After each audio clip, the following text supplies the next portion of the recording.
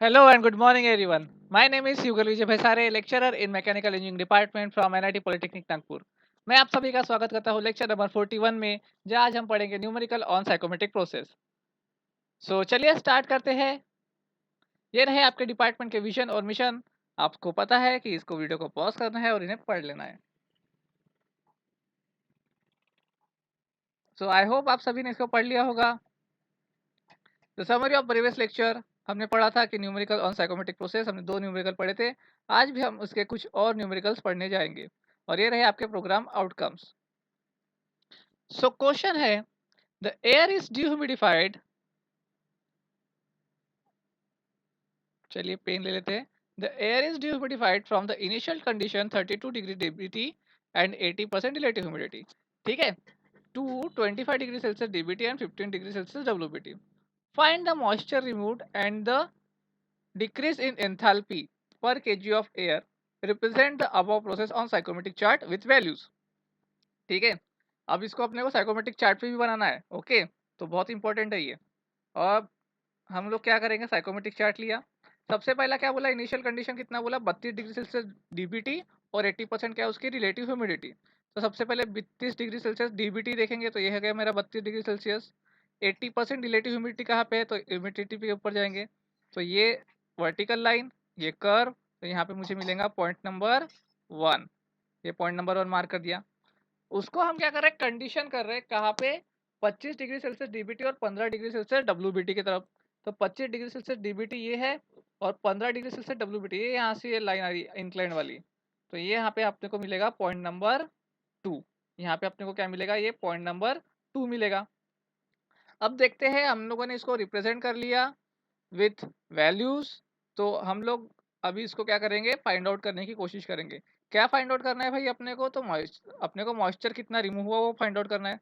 तो देखो, point number 1 से मॉइस्चर कितना मिला अपने को, 0.028 केजी पर केजी ऑफ ड्राई एयर।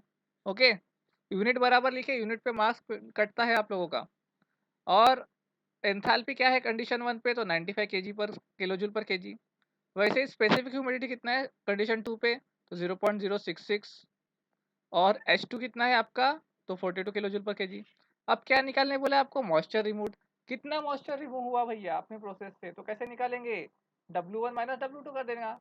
ये W1 ये W2 दोनों को माइनस कर दो तो आपको आपका आंसर मिल जाएगा। कितना मिलेगा, 0.012182 केजी पर ऑफ ड्रायर। ओके, वैसे क्या निकालने बोला, एंथैल्पी कितनी डिक्रीज हुई बोला, आपको क्या बोला कि एंथैल्पी कितनी डिक्रीज हुई ये भी निकालो बोला। तो कैसे निकालेंगे, दोनों भी एंथैल्पीज को माइनस कर देने का। तो दोनों भी एंथैल्पीज को माइनस कर दिया मैंने, तो मुझे यहाँ पे वैल्यू मिल गया, कितना मिला, 53 केजी किलो जूल पर केजी। समझ में आ गया, सिंपल सा क्वेश्चन है। इसी प्रकार के क्वेश्चंस आपको पेपर में मिलेंगे, ठीक है, और आपको मैक्सिमम मार्क्स अटेंड करने को मिलेंगे, ठीक है।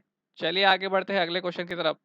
तो क्वेश्चन नंबर 4 है, in winter air conditioning system 100 meter cube of air per minute, 100 meter cube of air per minute at 15 degree Celsius DBT and 80% relative humidity is heated until its dry bulb temperature is 22 degree Celsius with constant specific humidity. Find the heat added to the air per minute। देखो अभी यहाँ पर क्या बोला है कि आप winter air conditioning में 100 meter cube per minute, 100 meter cube per minute की एयर भेज रहे हो, ठीक है।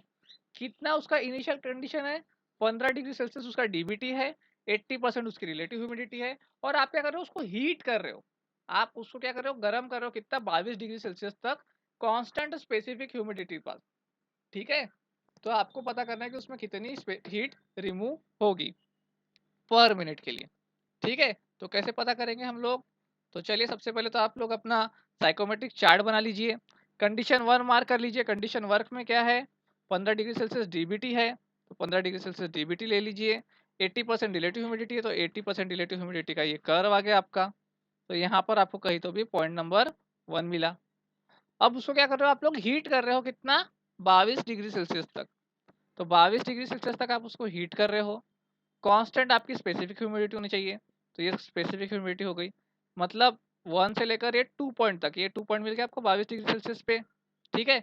क्या हो रहा है इसका मतलब, ये कौन सी लाइन है, सेंसिबल हीटिंग की लाइन है, पढ़ाया था मैंने आप लोगों को।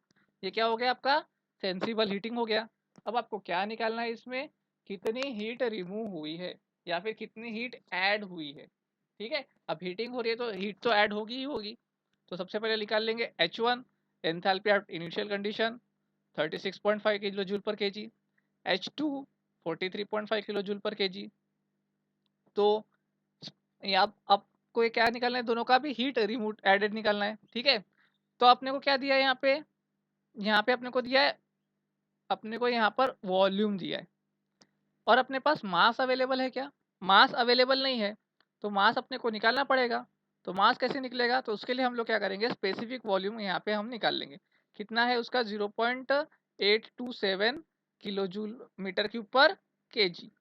ठीक है, और फ्लो रेट अपने को दिया है 100 मीटर क्यूब पर मिनट।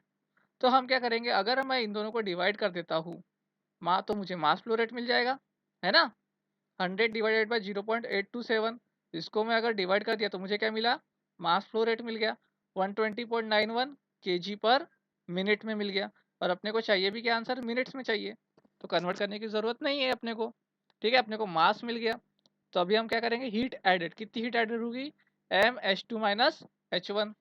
ठीक है, तो H2 माइनस H1, मास भी पता है, वैल्यू पुटअप करेंगे और आंसर निकालेंगे।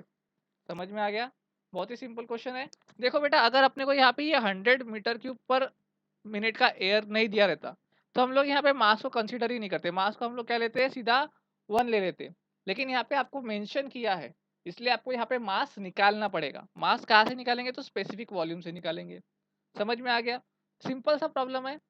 ठीक है, अगर नहीं समझ में आऊंगा तो वीडियो को फिर से देखिए, अदरवाइज हम लोग तो क्लास लेते ही है।